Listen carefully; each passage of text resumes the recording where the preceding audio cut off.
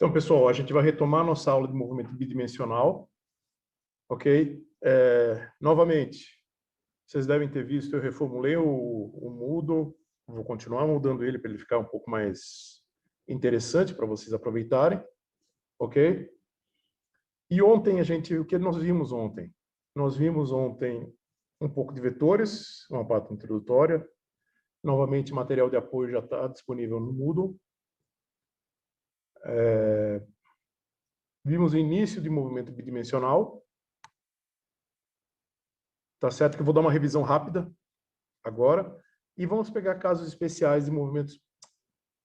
A gente viu um pouco de movimento vetorial, movimento no espaço, e a gente vai concentrar um pouco em movimento bidimensional. Eu vou ser meio repetitivo nisso. Novamente, no Moodle já está um material de apoio para vocês acompanharem. E, novamente, as próximas aulas vão ser assíncronas. Vocês vão ter liberdade para vocês utilizarem o período de aula para olharem aquele material. Mas eu vou estar aqui em sala, dentro da sala do Zoom, para tirar dúvida de vocês, caso vocês tenham estudado com antecipação. Tá certo? Que é o que eu gostaria bastante, que vocês tivessem estudado com antecedência e a gente usasse esse período de aula para eu tirar dúvidas e fazer alguma dedução, alguma coisa que vocês não tivessem, caso vocês tenham dificuldade. Tá certo? Então, vamos lá. Só confirme uma coisa. Eu nunca lembro se coloquei a configuração correta. Vocês estão vendo o mouse, né? Não, ainda não. Agora tô, agora tá. Pode falar no chat, dizer um sim ou não.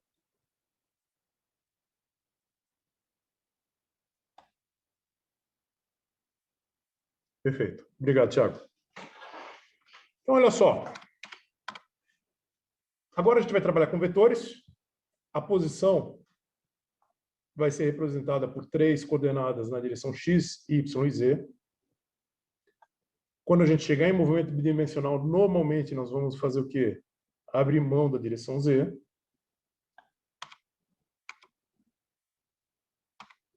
A gente viu que a velocidade média continua sendo a mesma coisa de antes, e a velocidade instantânea, derivada da posição, só que agora é o vetor posição com relação ao tempo. Se vocês preferirem, a gente pode olhar por componentes. Então, deu o vetor velocidade, vai ser derivado da posição em x com relação a t na direção y, na direção y e na direção z. Ok?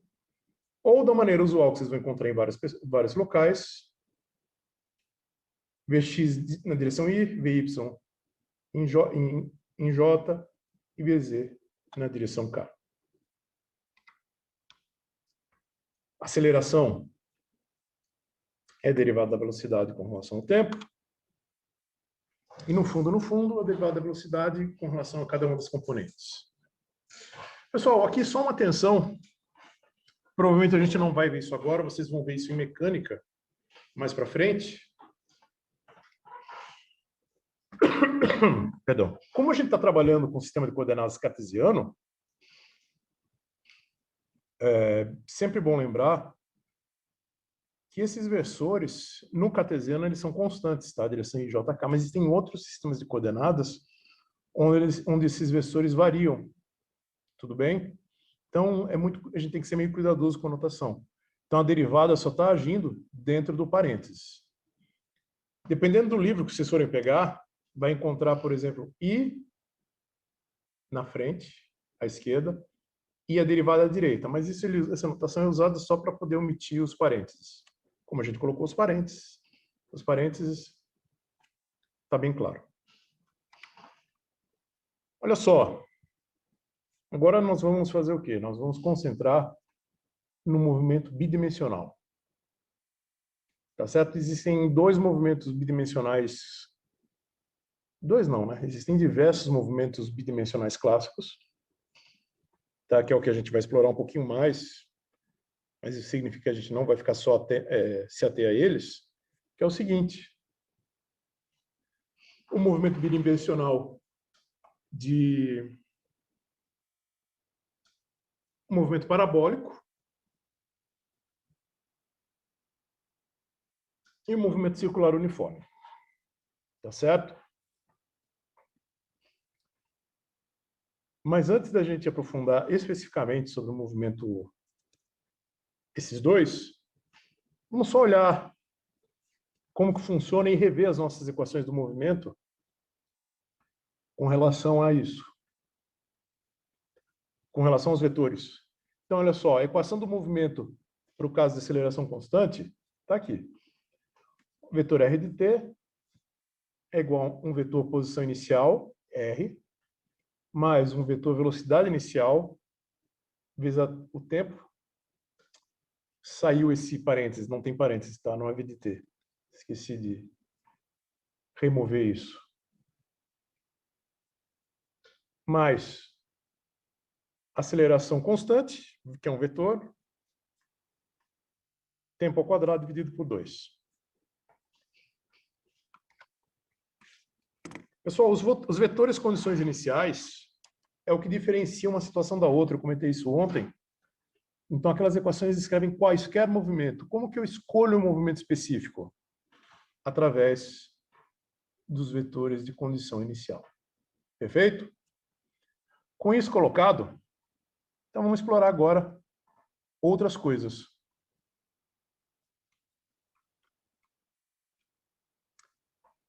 Pessoal, o movimento de projéteis, o movimento de projetes também vocês vão encontrar dessa maneira. No fundo, quando nós falamos de projéteis, a gente está falando especificamente do movimento parabólico. Tá? Aqui está uma foto com a equação que descreve essa foto. Eu gostaria que vocês, eu vou dar para vocês 2 minutos para vocês me falarem o que está de diferente do usual nesse sistema de coordenadas. Eu falo que está tudo correto aqui com relação à foto, mas é diferente do que a gente usa normalmente. Algum de vocês faz ideia do que seja? A resposta é um vetor? Seria isso? Ou não? Perfeito, Júnior. Sistema de coordenadas, pessoal. Olha só. No nosso usual, quando eu falo usual, é o que eu tenho usado com vocês, tenho sugerido com vocês desde o começo, começar o quê? Então, sempre vamos colocar o sistema de coordenadas, mas vocês têm que prestar atenção, porque vocês podem escolher o sistema de coordenadas usuais, mas uma outra pessoa, dada a situação, pode escolher um sistema diferente. Então, olha só, o que eu quero dizer com isso, com dada a situação?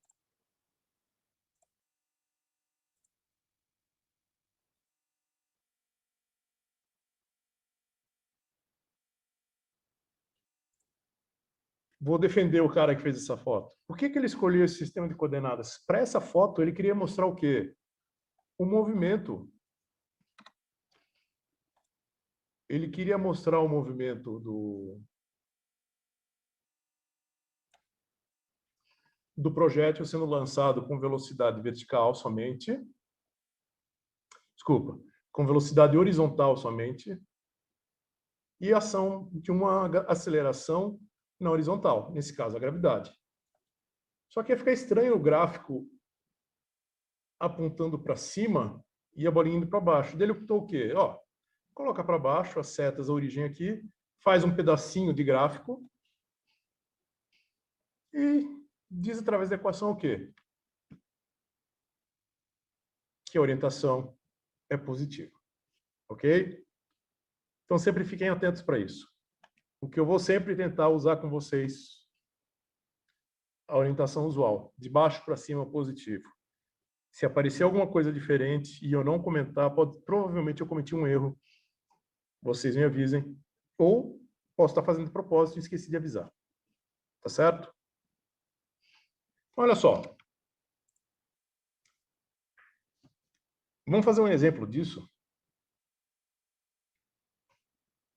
Tá? E ver que o fato da gente estar trabalhando com vetores não está aumentando ou diminuindo a, a nossa, como se diz, a nossa dificuldade. Você sempre tem que tentar lembrar o quê? O movimento vetorial, o nosso espaço, a nossa volta, ele é isotrópico. O que isso significa? Ele vai tratar de maneira... Isotrópico não, perdão. As coordenadas no espaço são independentes. Tá certo? Coisas que acontecem na direção X são independentes do que acontece na direção Y. Ok?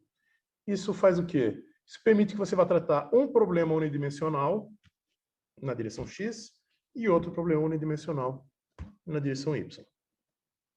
Nós vamos ver mais para frente que vai ter algumas situações que a gente consegue criar uma equação que descreve conjuntamente descreve conjuntamente algo pegando informação das duas direções. Mas isso é porque aí nós enxergamos uma maneira esperta de descrever o problema. Tudo bem? Então vamos fazer esse problema. Ficou com espaço adequado. Pessoal, é importante, é o que está escrito, esse material eu vou atualizar, vou mandar para vocês colocar lá. O material que está lá, inclusive, é o velho, isso eu atualizei agora de manhã. Cinemática, pessoal, a menos que você tenha resolvido muitos problemas, mas muitos mesmo, que você não precisa mais desenhar, sempre faz um desenho, um esquemático gráfico da expressão. Isso te ajuda muito. Não precisa ser uma coisa caprichada, igual esse aqui. Caprichado porque ele se importou, inclusive, em tentar desenhar uma moto. Eu teria desenhado um palito com duas bolinhas, mas tudo bem. Tá certo? Porque isso vai ajudar bastante vocês. Ah, mas e a proporção do gráfico? Pessoal, essa proporção não está certa. Isso aqui é só para a gente ter uma ideia do que está acontecendo. A função de um desenho não é reproduzir exatamente os dados. É ele te dá uma análise quantitativa do que está acontecendo. Sempre. Então, analisando esse gráfico aqui. Só abrir uma garrafinha de água aqui para molhar o bico, como dizem.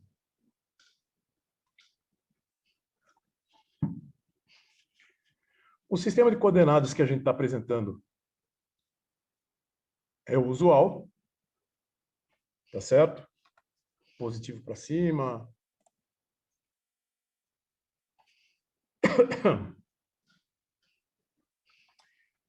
Uma coisa importante que foi colocado no desenho, que eu tenho que chamar a atenção para vocês, é que, olha só, ele deixou bem claro onde a moto está andando e o ponto em que ele se torna um projétil. Aqui fica tudo tranquilo. A gente vai ter velocidade inicial no desenho e depois de um tempo de queda, a gente sabe que a gente tem um componente em X e um componente em Y. Certo? E aqui ele já aproveitou e escreveu a expressão para as velocidades. O que eu quero dizer com escreveu a expressão para as velocidades?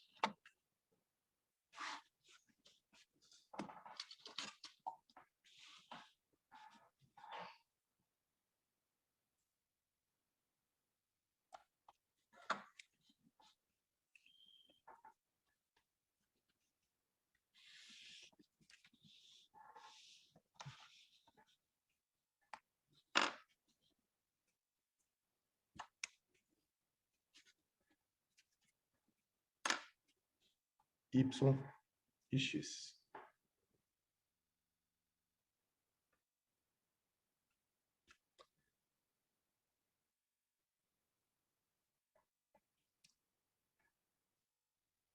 Em Y, ele escreveu ali, olha, a gente sabe que no instante em que ele se torna projétil, a velocidade na direção Y inicial é zero.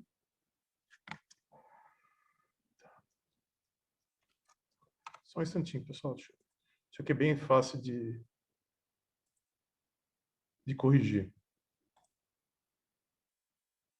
Acabei de ver que está espelhado para vocês.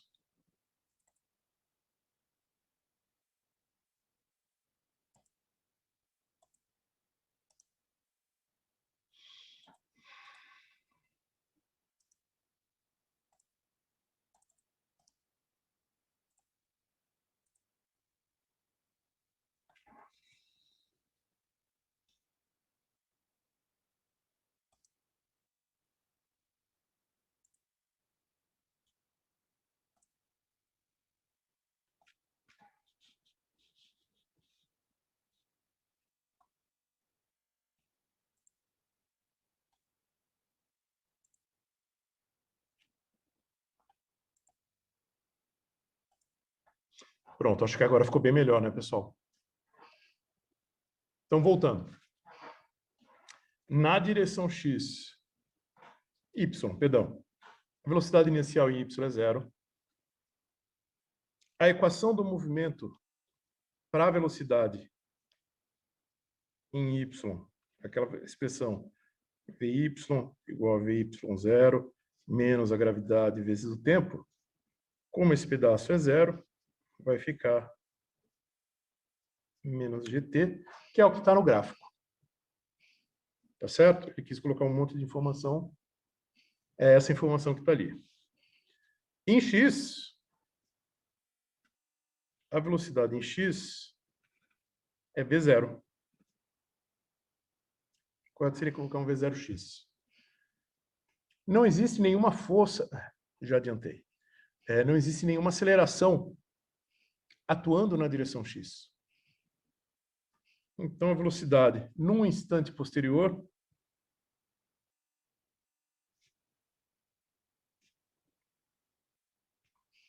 vai continuar sendo v0x.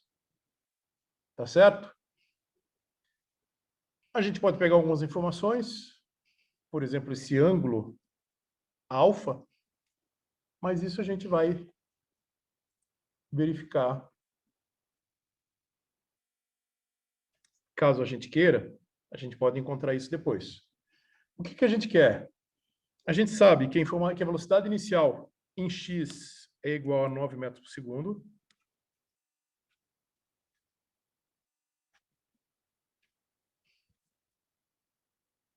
Certo? E que o tempo, esse tempo eu vou escrever aqui no meio, final para ele, é de meio segundo.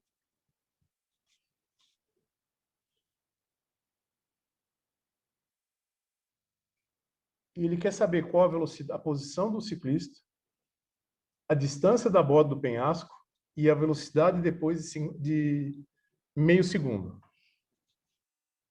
Então vamos lá, vamos pela velocidade, tá? Ah, posso achar a posição? Pode. Para mim, eu acho mais fácil encontrar velocidade. Por quê? A gente já tem tudo. Nós temos a expressão de velocidade para y, já temos a expressão de velocidade para x, é só aplicar em 50 segundos. Então, Vy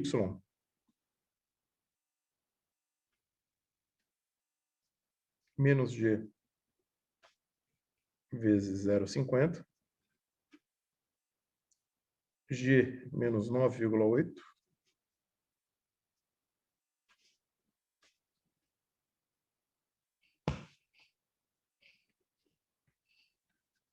vezes 0,50, meio segundo.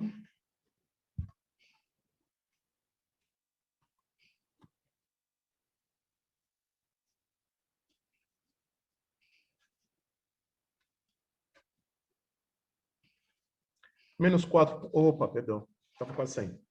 Menos 4,9 metros por segundo ao quadrado. Essa é a velocidade que ele desceu. Para x, não muda, continua sendo 9 metros por segundo.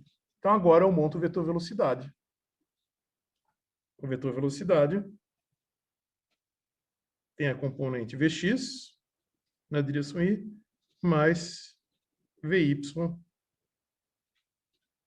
na direção j. Quem que é Vx? 9i menos 4,9 na direção j. Abre e fecha parênteses. Metros por segundo. Ah, professor, qual que é o módulo dessa velocidade? Ótimo. A gente calcula o módulo. Eu vou fazer aqui nesse cantinho, não é muito pedagógico, mas é o que tem para hoje. Só para a gente deixar tudo relativo à velocidade nessa página. Depois eu vou virar e faço o item seguinte. O módulo da velocidade, depois de meio segundo, vai ser a raiz de 9 ao quadrado mais a raiz de menos 4,9 ao quadrado.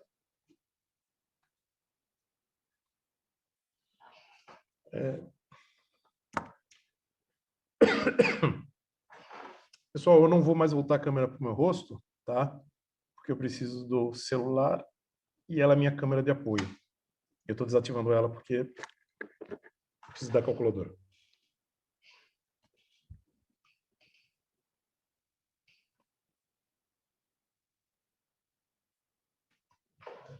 Então, vamos lá. 4,9 ao quadrado.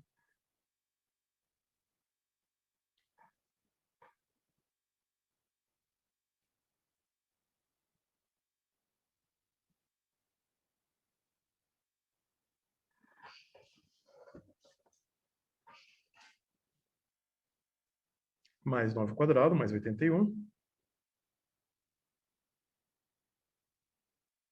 Tirado a raiz.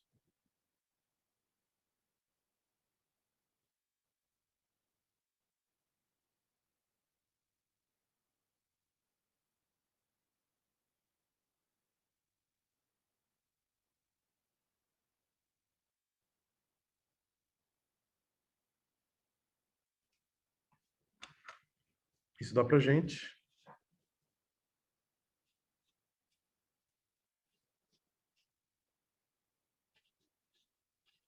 S,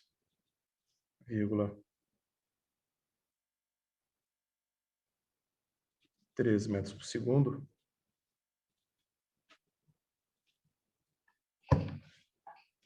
Tá certo? Usando o critério de arredondamento,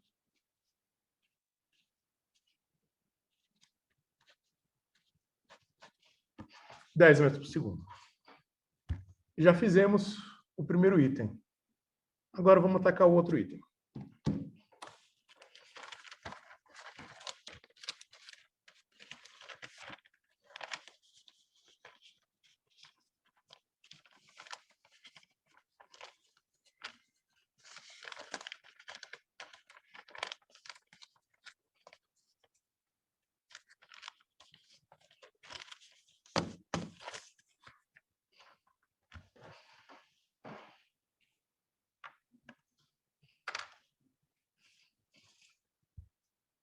A próxima informação que a gente precisa, a gente quer achar o quê?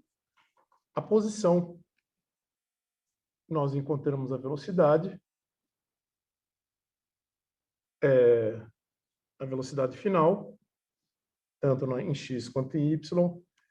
Agora aqui se abre um leque de possibilidades. Eu vou fazer dos dois maneiras que eu consigo imaginar, mas é porque eu quero dizer, é para que vocês tenham uma ideia de que não existe uma única maneira de resolver. Quer dizer, existe um limite do que a gente consegue resolver devido às informações que foram fornecidas, certo? Se as informações forem limitadas, isso pode limitar a maneira como se resolver. Então, olha só. Achar a posição da motocicleta. Da mesma maneira de antes, eu divido o problema nas duas direções.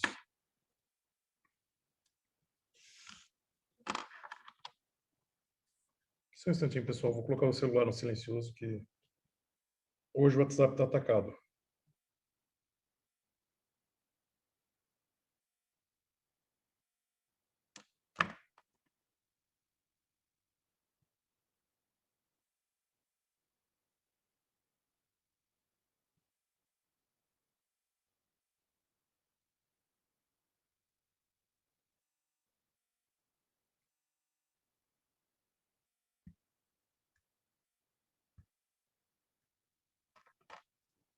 Resolvido.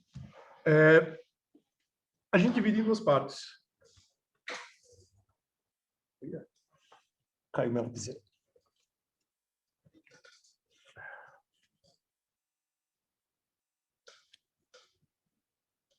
Então, olha só. Novamente, qual que é a direção que eu sugiro que a gente escolha?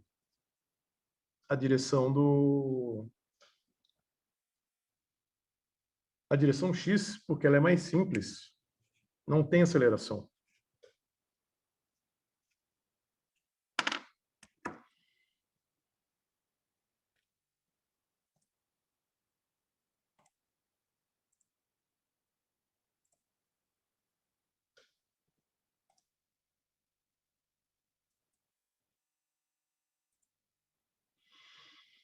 Desculpa de novo, pessoal.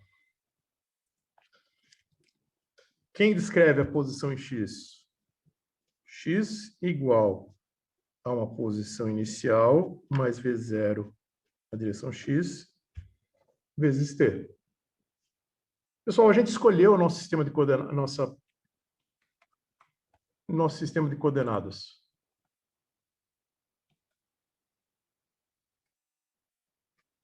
A origem está aqui. Então, x0 é igual a zero. Vou me repetir com relação à velocidade inicial em x, que é 9 metros por segundo. É o que foi fornecido para a gente no enunciado. A gente joga na equação.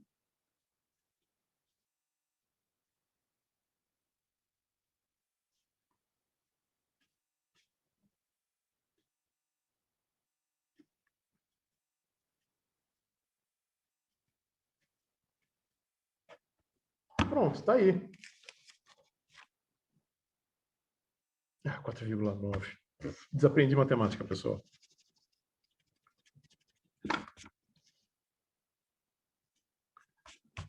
4,5. Essa é a posição em x. Agora a gente ataca em y.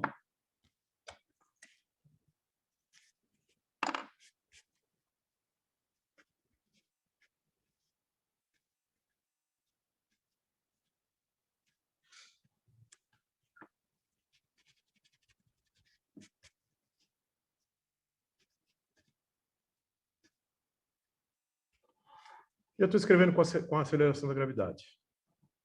Dada a nossa escolha do sistema de coordenadas, posição inicial em y é zero. A gente sabe que a informação pelo enunciado, isso aqui também é zero. Então, sobra para a gente que y igual a menos gt quadrado dividido por 2.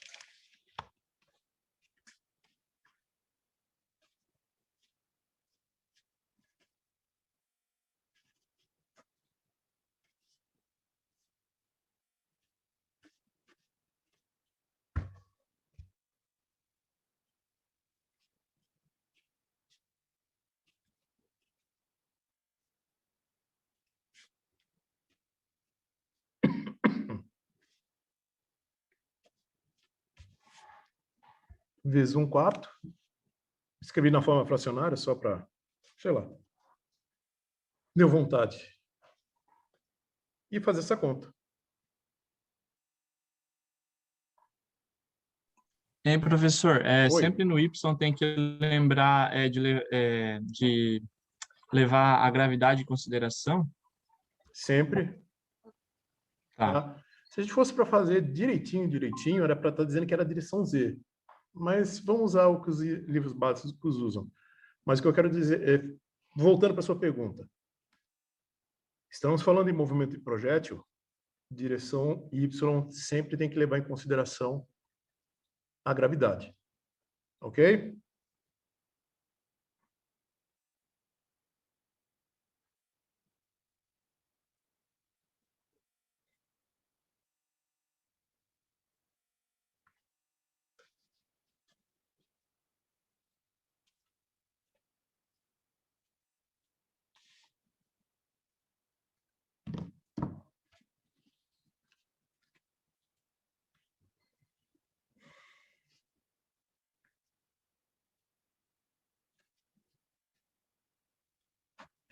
Está aqui. 1,2 metros. Em meio segundo, ele cai quase 1,5 metro, um pouquinho menos, 1,2. E anda em x 4,5 metros. Agora a gente escreve o vetor posição.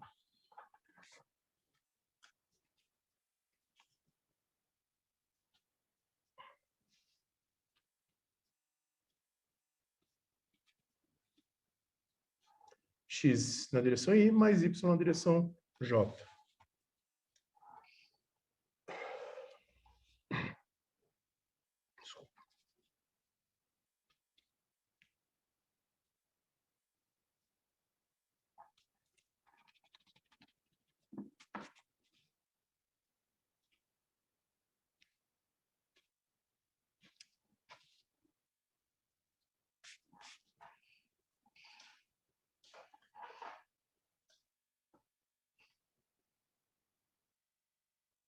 Certo?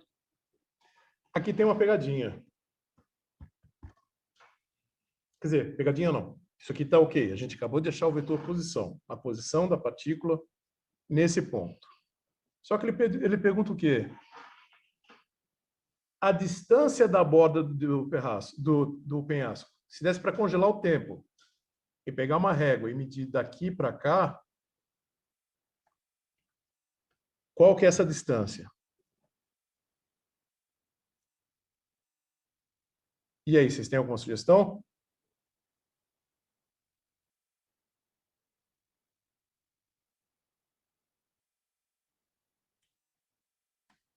Pessoal, uma coisa importante que vocês vão aprender, toda vez que a gente fala de distância, a gente está falando do módulo desse cara aqui. É o módulo da posição. Bem, professor, nesse vetor resultante, as coordenadas do vetor i e do j sempre tem que ter o mesmo número de algarismos significativos?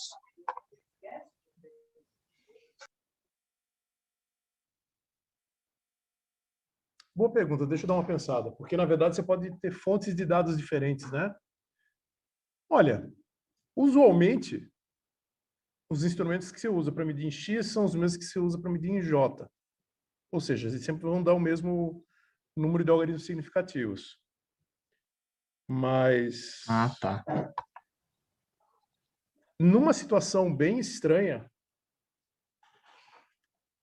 não estaria errado, apesar de não ser comum e nem usual, a gente ter isso aqui, ó.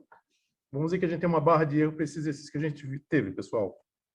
Então, R seria 4,5 mais ou menos 0,5 na direção I, mas vamos dizer que a gente vai usar, a gente tem um pouquinho mais de precisão em Y, tá? Que não seria o caso, mas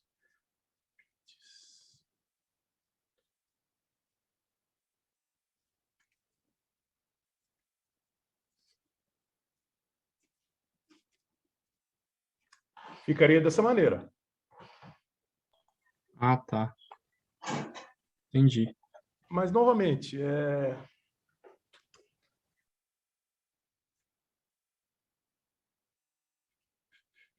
nesse problema específico, eles têm o mesmo número de algarismos significativo, porque a gente usa o quê? Inicialmente, a gente usa a velocidade e o tempo tem dois algarismos significativos, né? Se a gente lembrar, o tempo foi dado como 0,50 segundos, e não como 0,5 segundos. Sim. Tá, mas então não tem problema se ficar com um algarismo a mais no J, por exemplo. Olha, se o arredondamento e o critério de algarismo significativo mostrar que eles são diferentes, não tem problema. Mas seria interessante a gente dar uma olhada nisso. Tá? Vamos dar uma olhada nesse problema depois? Deixa eu só terminar o raciocínio do deslocamento e vamos ver se eles ficariam com números diferentes ou igual, tá?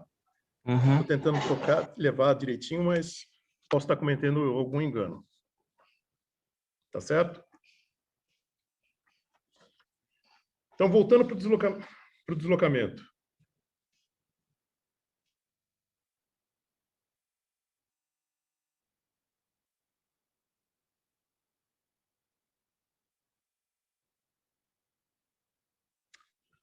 Melhor, antes de ir para o deslocamento, respondendo a pergunta do colega. Tá? Olha só.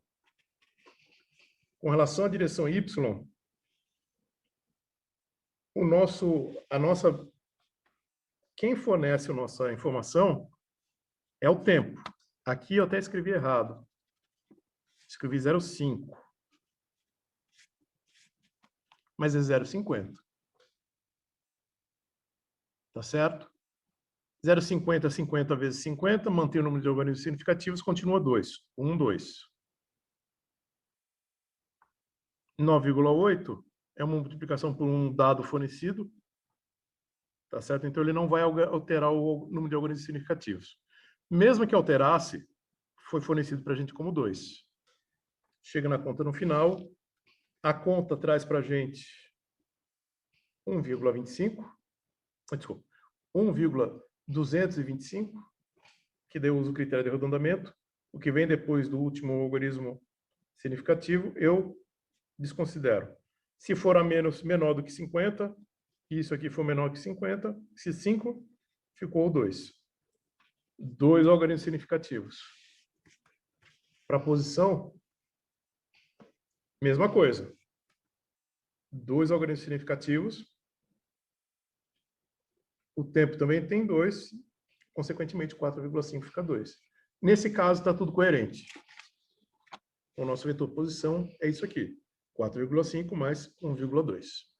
Ok? Ok. Então, vamos para o último item. Distância da borda. A distância da borda, pessoal, é o módulo da posição.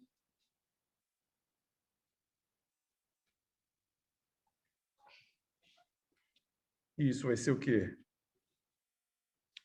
Raiz quadrada de x quadrado mais y quadrado.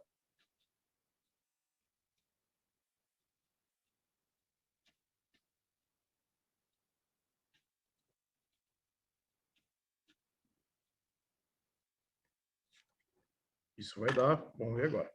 Ô, professor, Oi, esse símbolo do vetor posição é o quê? é um R. Um R? Beleza. Desculpa, é um R, pessoal. Sem problema. Pô, agora você me fez ficar vergonhado, cara. Vou menos 2 pontos para você. Não, professor. Tô que isso. brincando. É que tem vários símbolos, né? Daí vai. Não, tranquilo. Tá de Não boa. se preocupe. Tranquilo. Fica à vontade. Tá? Os menos 2 pontos foi só de brincadeira. Deixa eu tentar aqui. Menos 2 pontos para o Thiago. Ó, vocês ouviram isso ou não? Desculpa. Voltando. Ah, uma coisa. Eu estou usando o R para posição. Se vocês quiserem usar P com vetor em cima, fiquem à vontade. Usem qualquer símbolo. Ou D com vetor em cima. Só que cuidado para ser coerente. Se começou a usar, usa até o final. Essa é a única coisa que eu peço para vocês. Começou usando um símbolo, carrega esse símbolo até o final. Professor, esse daí é a distância da borda, porque fazendo o módulo é a distância da origem até o vetor, né? É isso, né? Exatamente. Eu vou tentar dar uma chance da última... Ah, não tem. Não está funcionando. Se eu vier daqui, traçar essa linha, opa, daqui até aqui, vai ser uma linha reta. Essa linha reta é a distância. Ok? Que é isso que a gente vai calcular agora.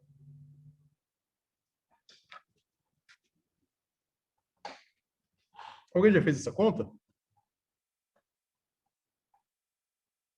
Não, se não fizeram, eu faço aqui, não se preocupe.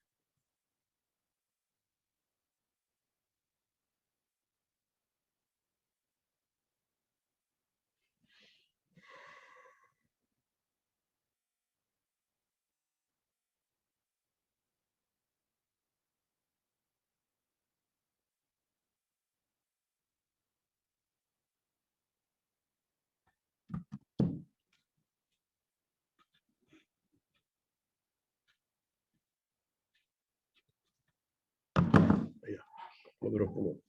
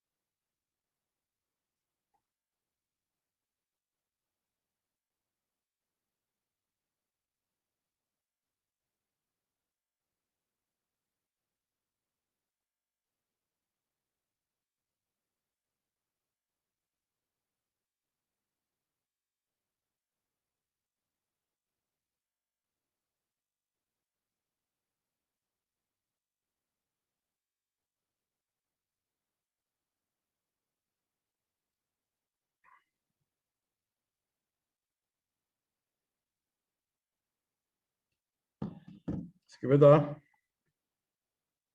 mais ou menos 4,657. É um módulo, então a gente desconsidera o sinal negativo. Então a gente vai pegar só o positivo.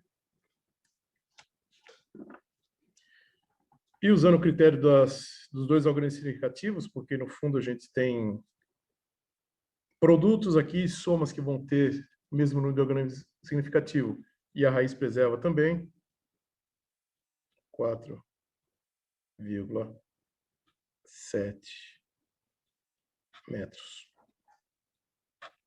Essa é a nossa resposta. Ok? Então, vamos avançar.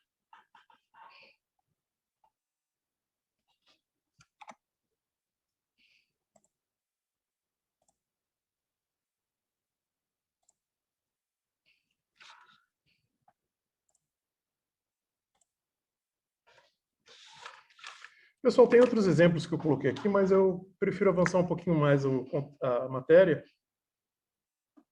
E já considerem esses exemplos para vocês fazerem, para tirar dúvida, certo? Tem esse do avião. São todos problemas equivalentes a esse do motociclista. A única coisa interessante aqui, que eu acho que é com relação a esse último, que é uma generalização dos outros dois. Tá? Eu gostaria que vocês tentassem... Vocês tentassem fazer esse exercício. Para tirar dúvida, precisam enxergarem tudo algebricamente, tá? Como relacionar as coisas. Vamos falar de movimento de projétil. Tá certo? Mais do que isso, a gente vai falar de movimento parabólico. A gente tem uma bolinha no chão e ela é lançada por ar. Ah, professor, mas aquele problema não era movimento de projétil? Era, mas a gente começava no ponto mais alto do que a gente é chamado normalmente de movimento parabólico, ou movimento de projétil. A gente precisa de duas condições muito importantes. Quais são essas duas condições?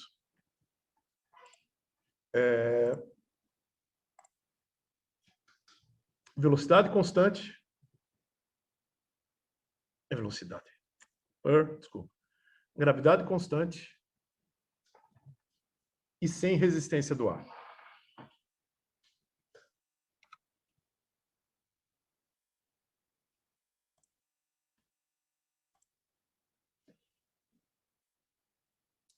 Para um movimento de projétil, quando eu falo de movimento de projétil, eu estou falando disso aqui, tá?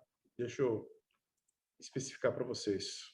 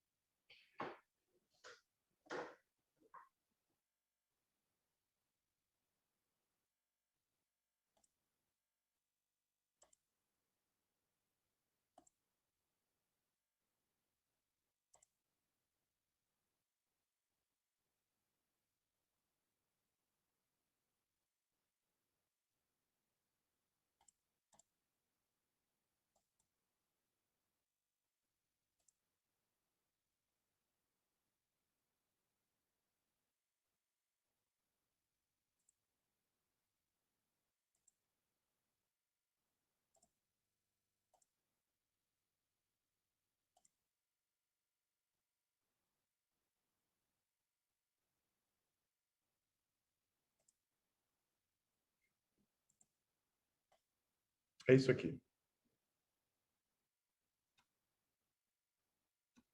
Isso é que eu estou chamando de movimento de projéteis, tá? A bolinha é lançada daqui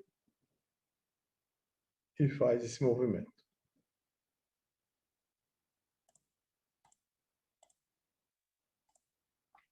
Voltando aqui. Para esse caso, então, como que vai ficar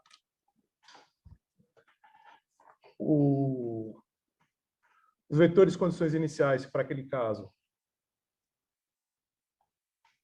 x0, y0. Eu vou ter uma velocidade inicial em x, uma velocidade inicial em y. A nossa aceleração só vai existir uma aceleração, que vai ser a direção y, e é a gravidade. Se vocês preferirem, a gente pode escrever tudo junto. Se vocês tivessem curiosidade, tenham curiosidade de ver como é que fica, fica aí. Estou substituindo as condições iniciais nessas equações, direção x e y.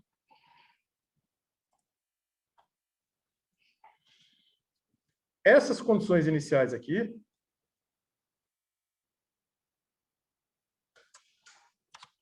desculpa, essas condições iniciais aqui dão origem a esse gráfico aqui.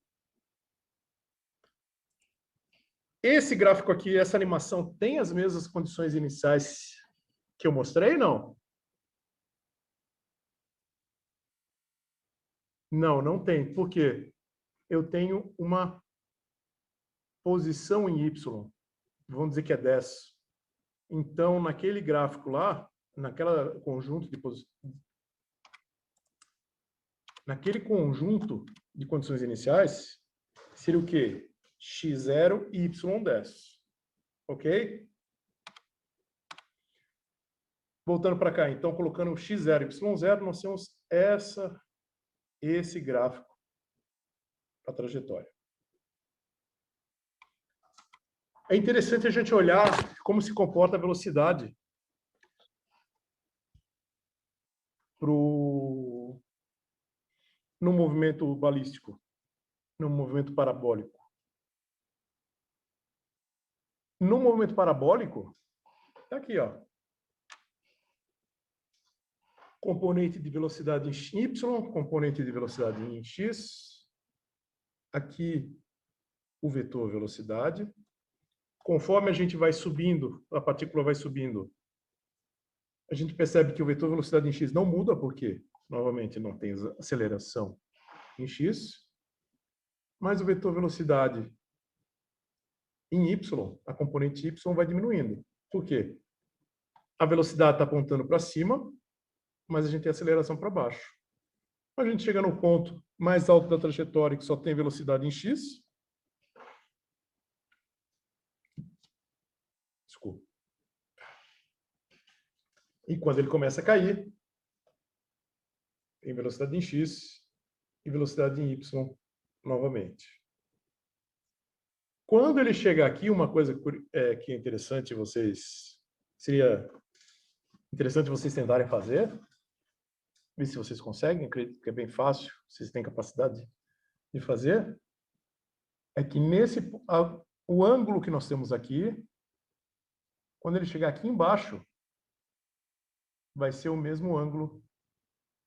Esse ângulo aqui é o mesmo ângulo que a gente tem aqui, só que voltado com sinal negativo. Isso é devido à conservação de energia, o fato da gente não ter que é o quê? É a mesma velocidade que sobe, é a mesma velocidade que desce. Isso faz o quê? Que o ângulo no movimento de projéteis fique igual.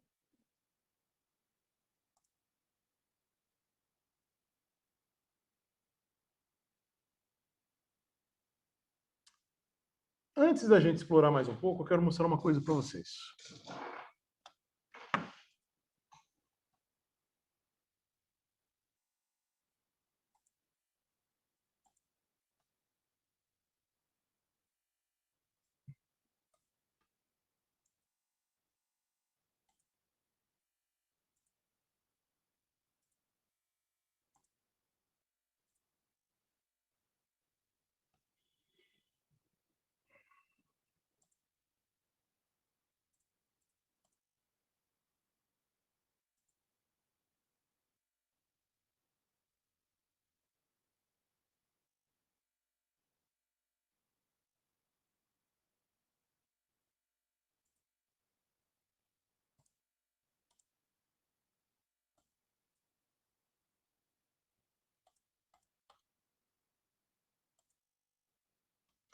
Pessoal, Primeira coisa, queria só mostrar para vocês que quando eu falo movimento projéteis, movimento balístico, movimento parabólico, mas isso não é só aplicável para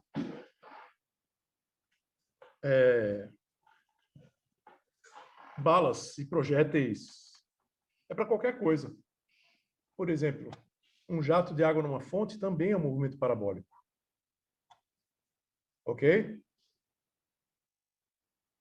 Mas não era isso que eu queria ver com vocês, não. O que eu queria mostrar para vocês era isso aqui.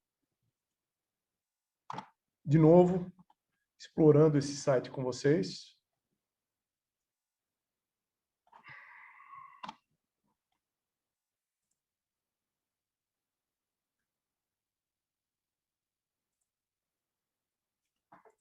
Olha só. A gente tem três simulações para a gente explorar o que a gente tem. Tá certo? Essa animação é muito bom. Então, olha só. Eu posso variar os ângulos.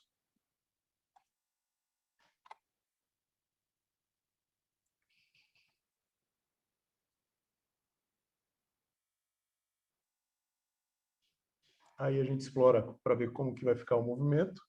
Velocidade inicial, vamos pegar uma velocidade baixa. E disparar. Opa! Subiu e desceu.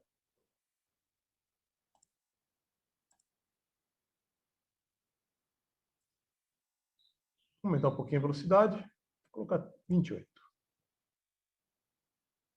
Vamos colocar um ângulo de lançamento.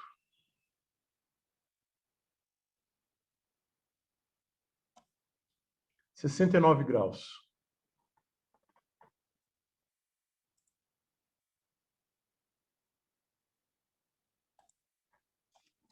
Pessoal, tem tudo aqui nessa simulação. Por favor, explorem isso.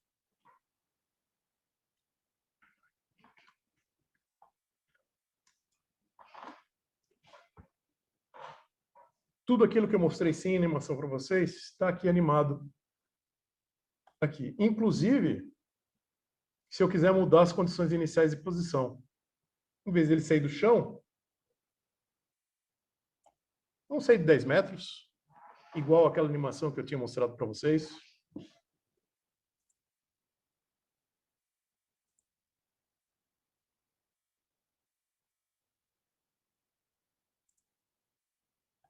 E aqui eu consigo escolher. Eu quero ver o vetor posição.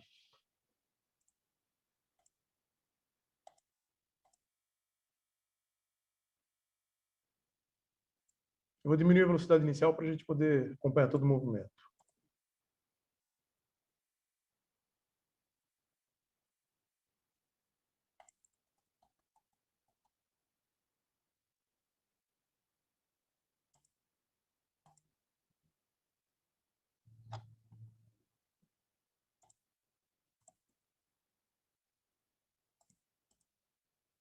Então, sintam-se à vontade para explorar isso da maneira que vocês quiserem. Inclusive, pegar problemas que vocês vão resolver e jogar aqui para vocês confirmarem se a resolução de vocês está adequada. Tá certo?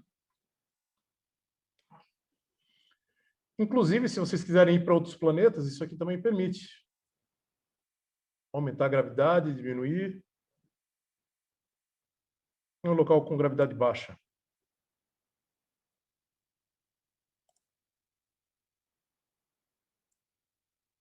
Vamos lançar do solo e ver o que acontece. Ele vai embora.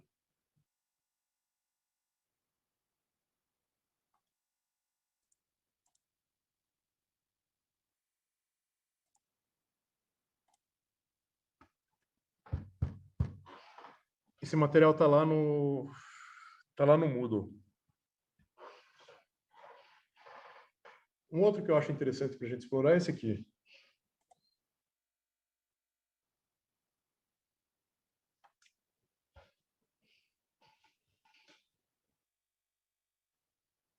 Aqui tem o caso de você ter diversas partículas 4 projéteis com velocidades e ângulos diferentes.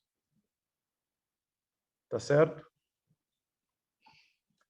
Você pode ver os números. Nesse caso, é mais uma exploração de conceitos, porque você não vai poder alterar nada, mas você pode visualizar. Então, vamos pegar o seguinte. Tem partícula com ângulo 20, 30, 45 e 60. Velocidade inicial deles são iguais. Aqui ele está mostrando qual a velocidade, o componente em x e em y. E vamos ver como é que fica o movimento.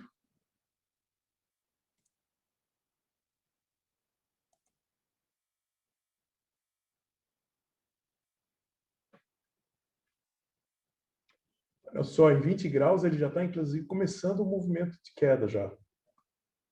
Enquanto para 30, 45, 60, ele ainda está no movimento ascendente. Isso por causa da velocidade inicial. Opa.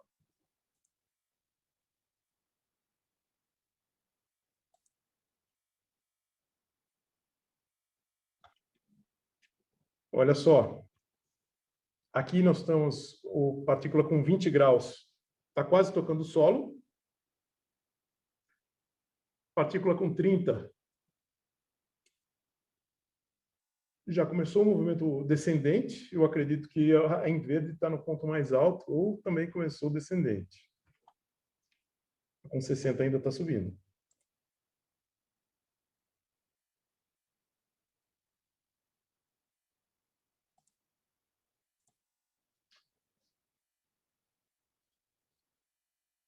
A gente pode mudar, em vez de ter mesmo a velocidade inicial, a gente pode ter o mesmo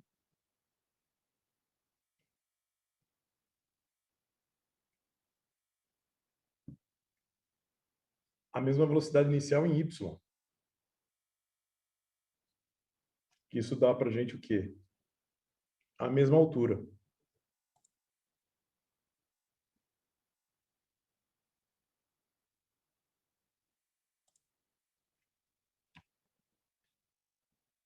Os alcances são completamente diferentes.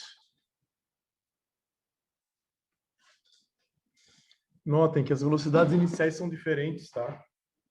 Então, por isso que eu estou tendo alcances diferentes. Vocês podem estar estranhando, por exemplo, daquela informação que vocês conhecem, que o alcance máximo é 45 graus. Ah, mas ele não tinha que ser sempre o mesmo, ou com maior alcance? Não, ele só vai ser com maior alcance caso, quando comparado com a mesma velocidade inicial.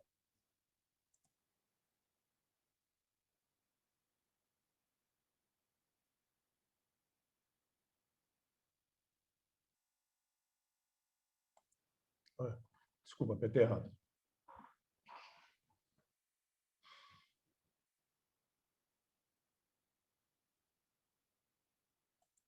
Tá aqui, ó. Os 4 com a mesma velocidade inicial, o maior alcance é 45. É quando ele alcança ele cruza o eixo, alcança o eixo X. Certo? E a gente pode fazer o mesmo alcance para ver qual a altura máxima que eles vão atingir, que vão ser diferentes.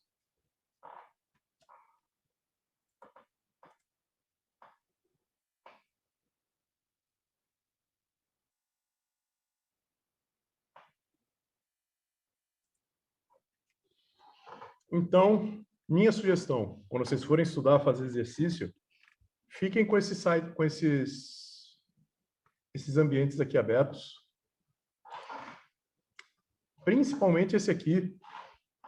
Opa, é o mesmo. Perdão.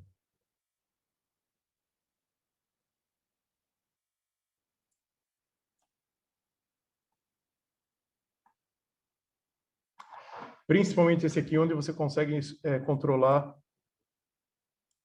Ah, inclusive o tempo aqui.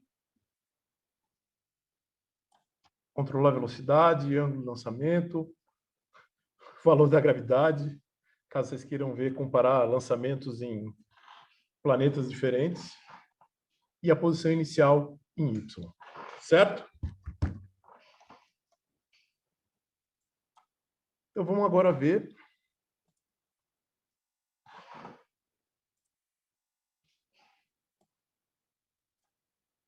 as coisas interessantes.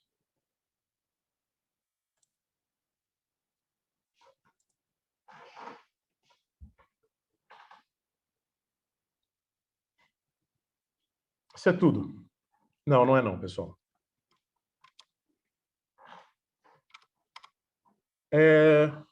Acho que a principal coisa que a gente pode fazer, acho que é interessante o movimento desse projeto, é do ponto de vista de ensino, para ensinar não só Física 1, mas dá para vocês a ideia de ciência, de como funciona. Assim, quais são os tipos de perguntas a gente pode resolver com essas informações? Por exemplo, como que a gente faz analiticamente? Existe uma fórmula para a gente atingir, saber qual que é a altura máxima que a gente consegue com uma dada velocidade inicial?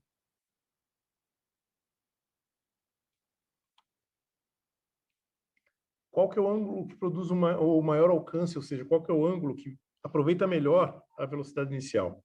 Tudo bem, pessoal, a gente sabe que é 45, mas como que a gente encontra esse valor?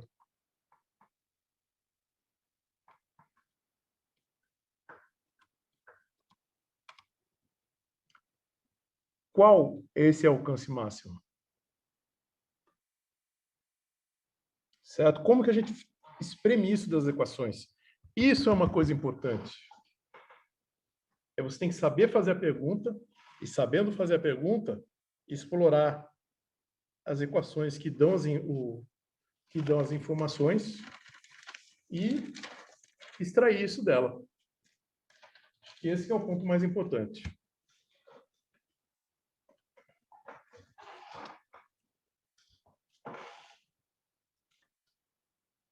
Uma coisa.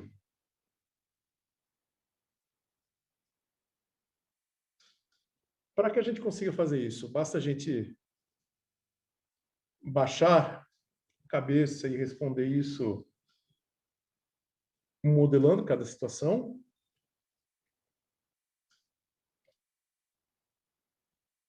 Ou dá para fazer alguma coisa esperta sobre isso? Pessoal, não é uma maneira esperta. E quando eu falo esperta, quero dizer no sentido de malandragem. Não existe um truque. A única coisa que a gente precisa ter aqui é noção de matemática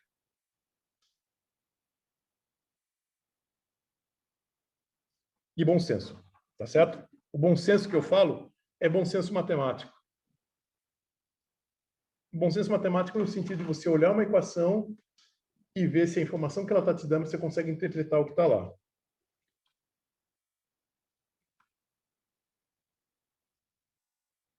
Então vamos lá. O que eu quero dizer que uma boa maneira de entender isso é começar com algo que não está nas equações.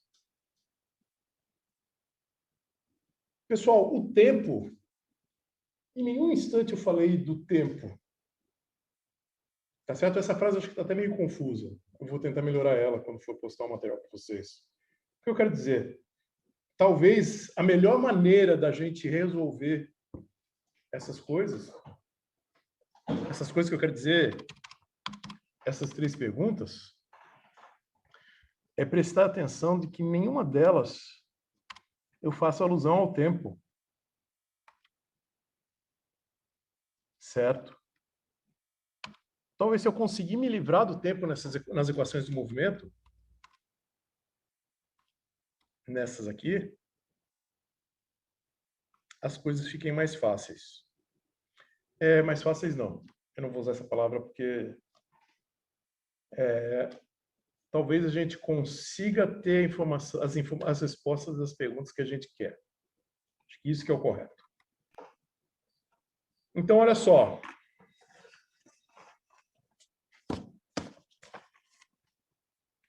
Eu vou fazer essa conta, tá, pessoal? Para a gente chegar nisso aqui. Isso aqui é só um passo intermediário. Então, agora vamos lá.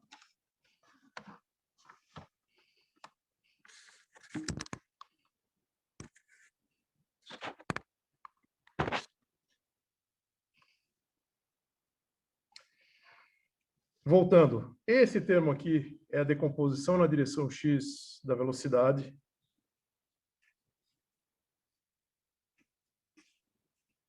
vezes o tempo. E para y,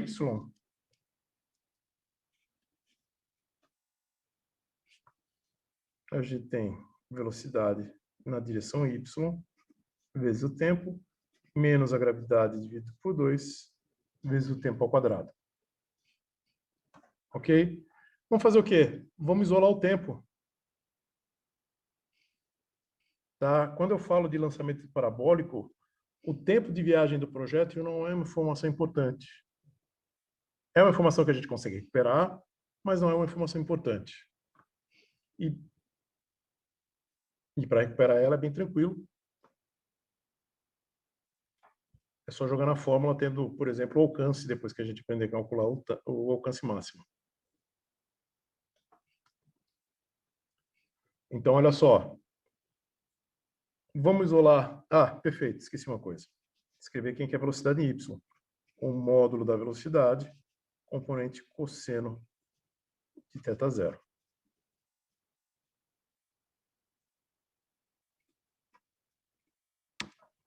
Tempo quadrado. Vamos isolar o tempo na expressão mais simples. Qual é? Em x.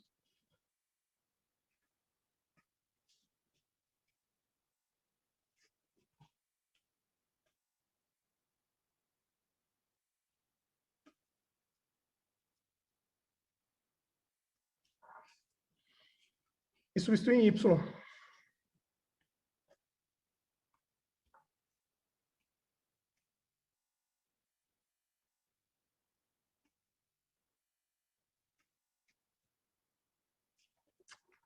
Perdão, escrevi aqui errado e ninguém se manifestou.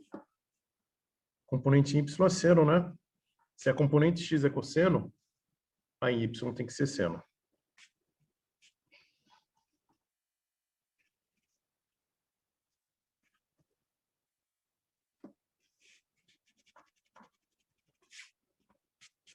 Quem que é o tempo agora? X dividido pelo módulo de V0 cosseno de θ inicial menos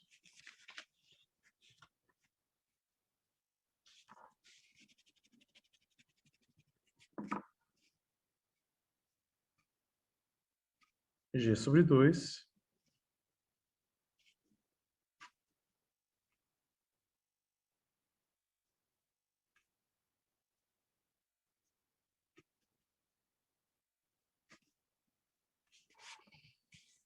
que no fundo é aquela expressão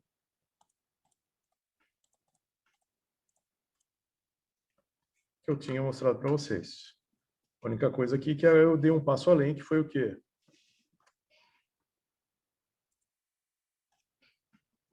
Eu dei um passo além, que foi rearranjar os termos. Como que eu rearranjei os termos?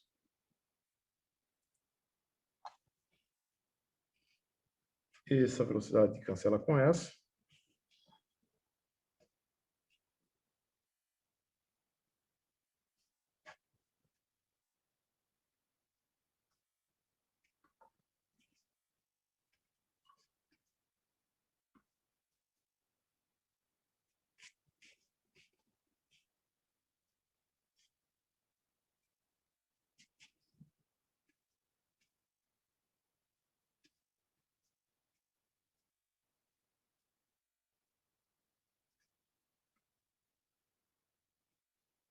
Aqui. Essa expressão é o que a gente chama do quê? De uma equação de uma parábola. Eu tenho x quadrado, tenho x e tenho y. Consigo determinar essas grandezas. Agora, a partir daqui, a gente consegue explorar.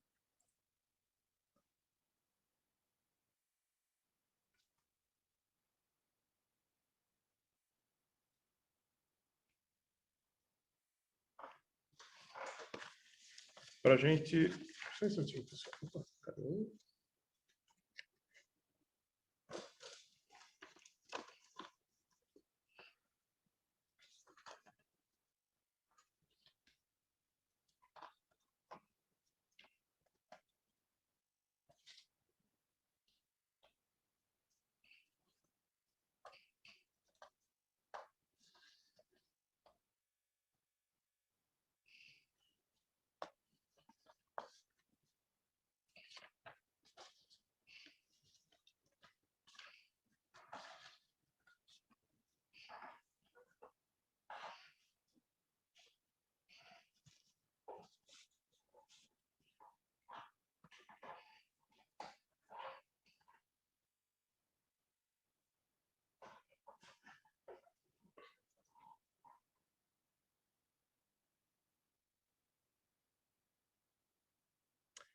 E aí, pessoal, alguma sugestão de como encontrar o alcance máximo?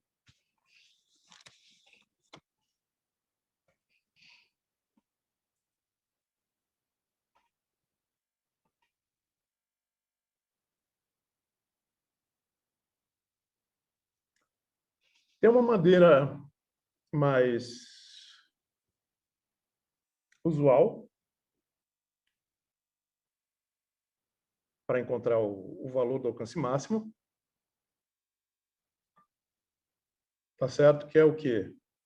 A gente fazer uma coisa parecida com o que a gente fez aqui, só que a partir das expressões das velocidades. Tá certo? Eu pego a velocidade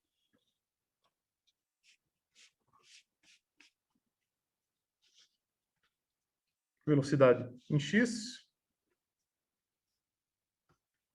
que é o módulo da velocidade cosseno de θ zero e não muda.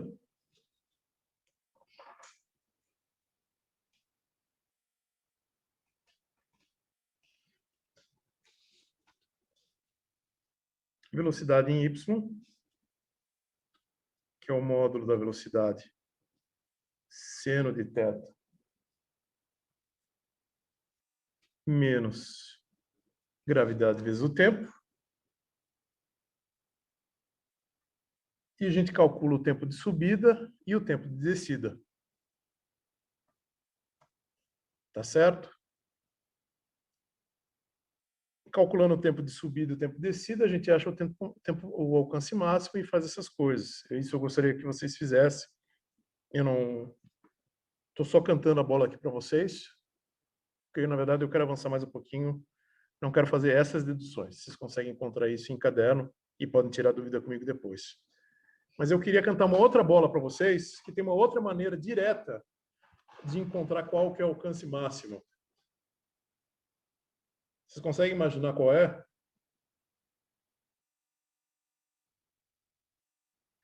Pessoal, eu não chamei a atenção de vocês que isso aqui é uma equação de uma parábola. Pessoal, uma equação de uma parábola, no fundo, é uma equação que vai dar posição em y quando a gente tem posição em x. Vamos olhar a figura.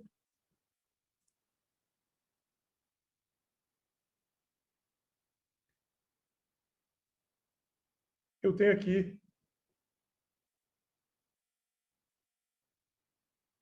pegar essa figura mais limpinha. Eu tenho aqui a equação da parábola. Se eu prolongar isso aqui para cá, isso aqui para cá, eu encontro. Como que eu encontro, tendo uma parábola, os zeros? Quais são os zeros dessa equação? Quando o y é igual a zero, quando o y está aqui e quando o y está aqui. Isso aqui é a outra. São as duas raízes. Ou seja, se eu pegar essa equação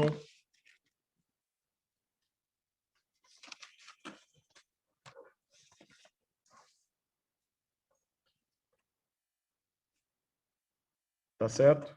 Vou reescrever a equação.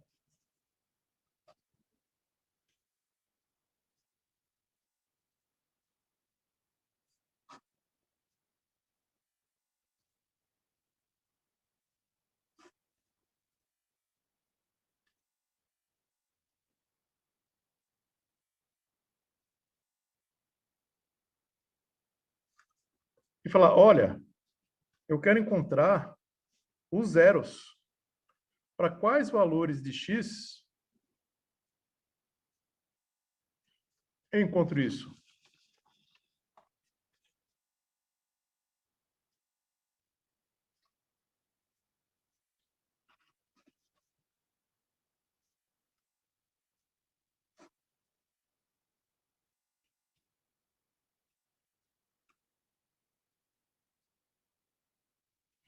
Pessoal, isso aqui é uma equação de segundo grau.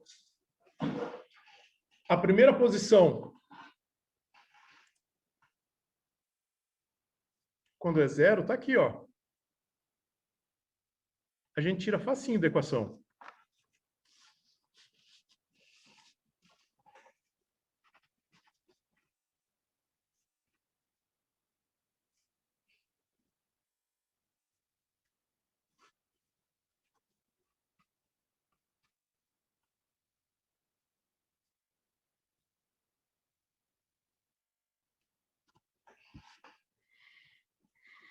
Vou isolar o x, já vou trocar o sinal para ficar o usual que a gente tem.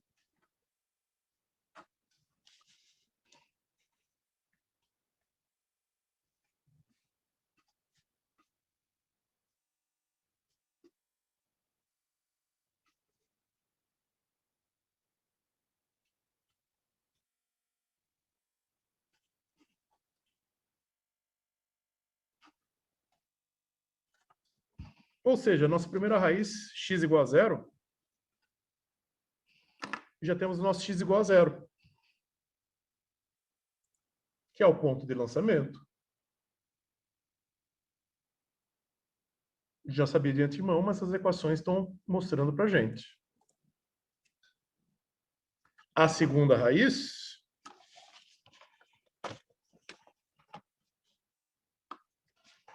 a gente acha da onde?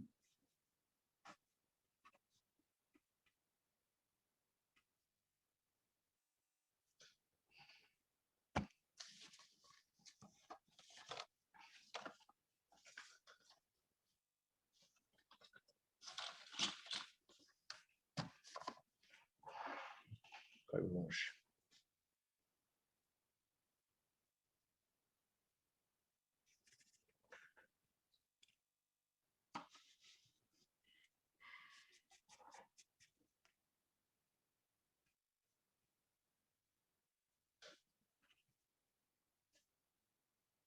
Desculpa, ela vem daqui.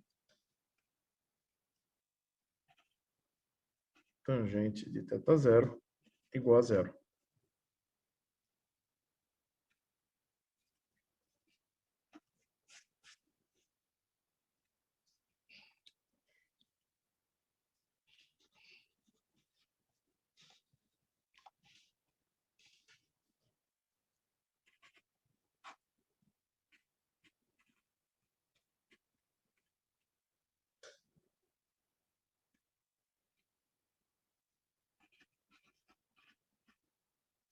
Tangente de θ zero.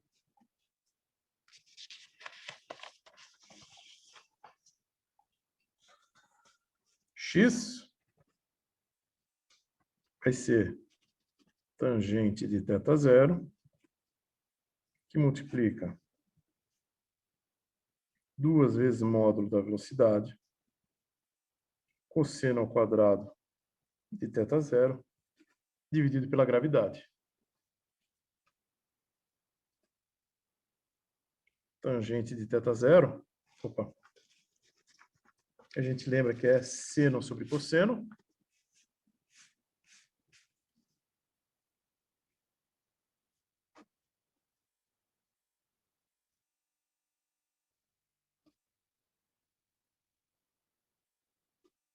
Faltou o quadrado aqui, tá, pessoal? Perdão.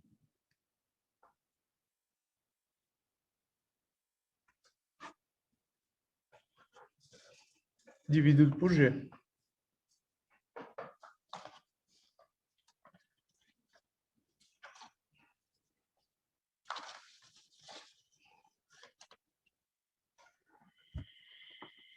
Isso aqui, cosseno, cancela com o quadrado. Aí nós temos que 2 vezes a velocidade inicial ao quadrado dividido por G, vezes seno de θ zero, cosseno de θ zero.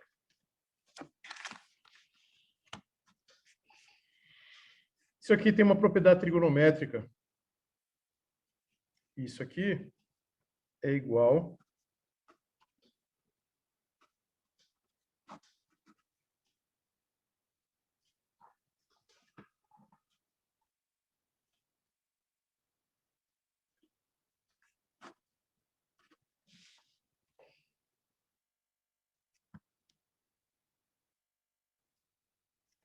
esse, cancela com esse.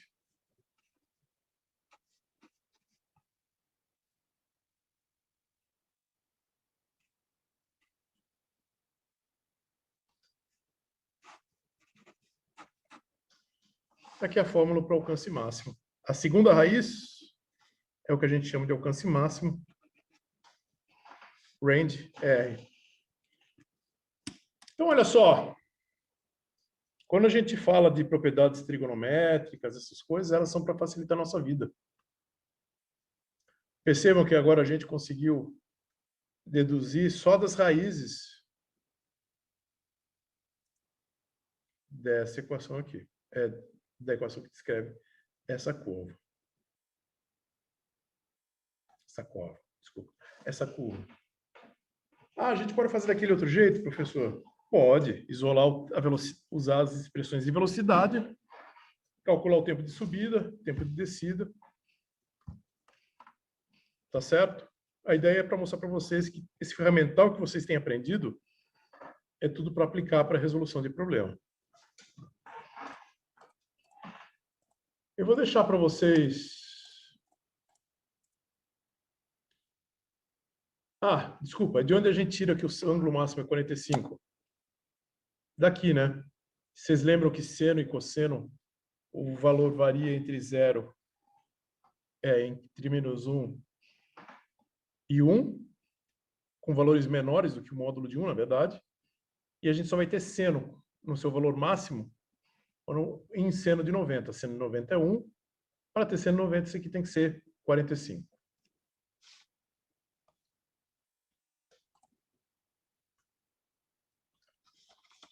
Para a altura máxima,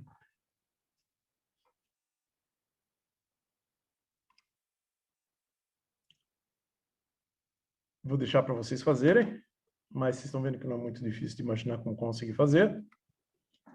E tem uma coisa que eu realmente gostaria que vocês tentassem.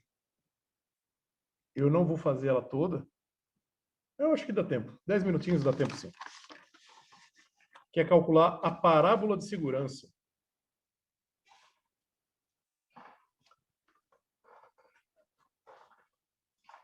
A parábola de segurança é essa figura azul, tá, pessoal? Essa curva azul. É uma região a partir da qual a gente não pode ser atingido pelo projétil. Como que a gente deduz essa parábola de segurança? Para calcular essa parábola de segurança,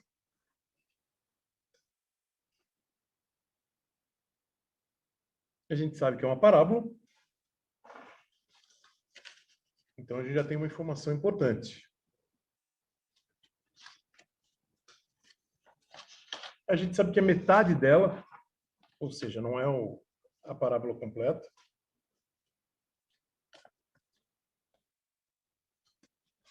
Então, isso significa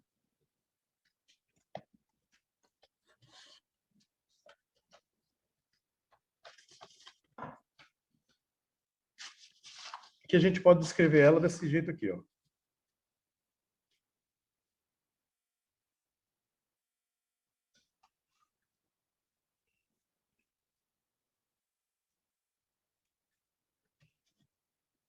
Essa aqui é a dedução da parábola de segurança.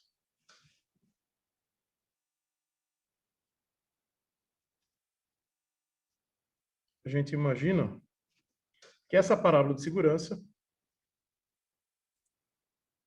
essa curva em azul, vai ser descrita por uma equação desse tipo aqui.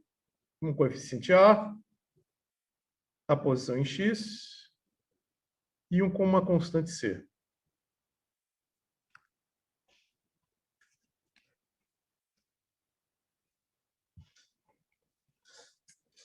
Então, olha só, a gente olha para a figura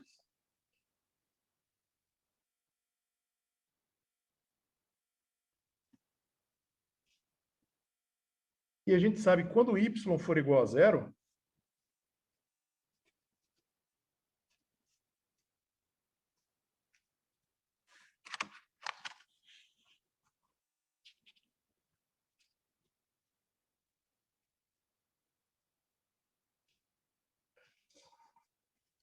a equação vai ser isso aqui, ó.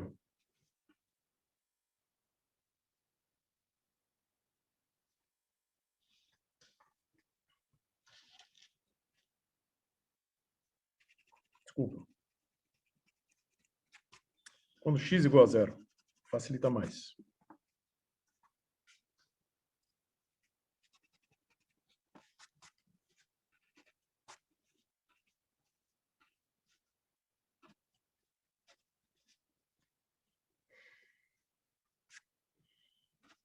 y igual a z, igual a c. Ora,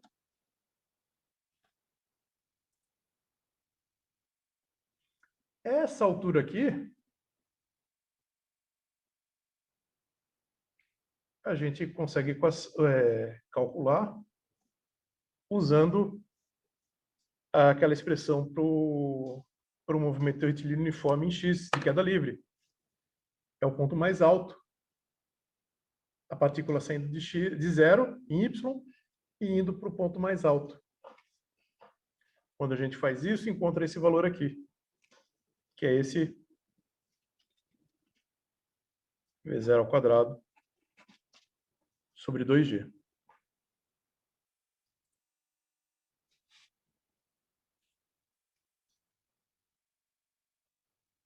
O alcance máximo,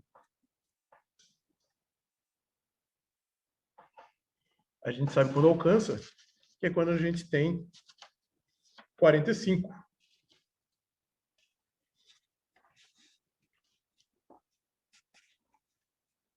Que significa y igual a zero. Então, a gente tem que ter θ igual a 45, porque a gente quer o alcance máximo da equação. E para o alcance máximo da equação, a gente sabe daquela equação anterior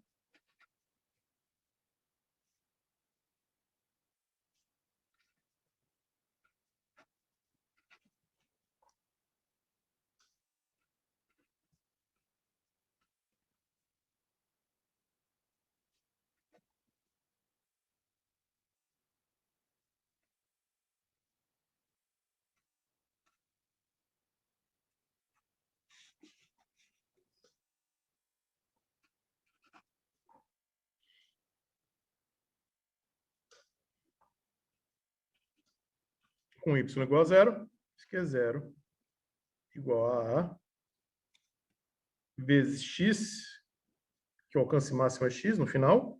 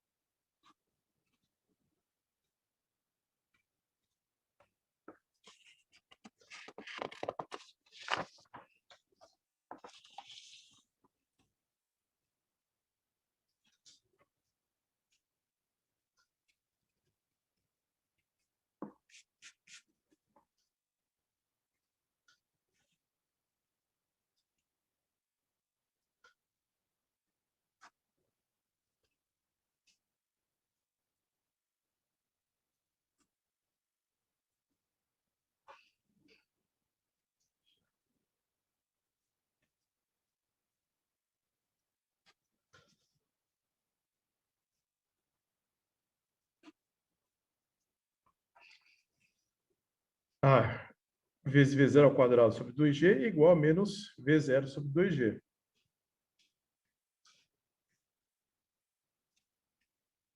Cancela o quadrado com esse g. É v na 4, cancela esse quadrado na 4, fica v². O coeficiente a vai se tornar o quê? Menos g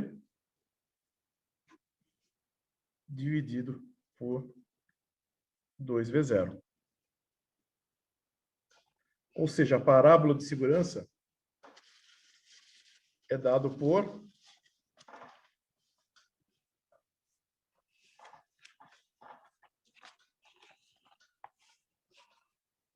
Professor, não é v0²? Opa. Perfeito, tá certo, é quadrado. Obrigado.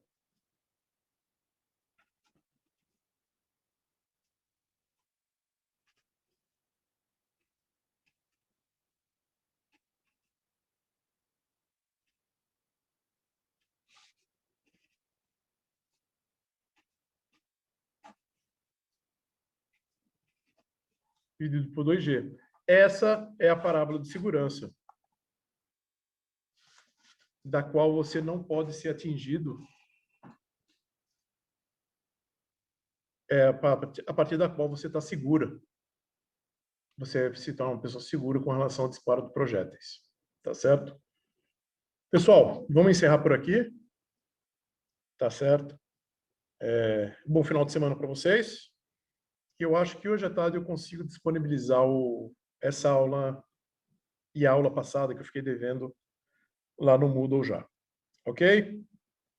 Beleza. Até mais. Falou, Bom professor. final de semana para Ok. vocês, pessoal. Bom final de semana, bom almoço. Verdade. Para vocês também.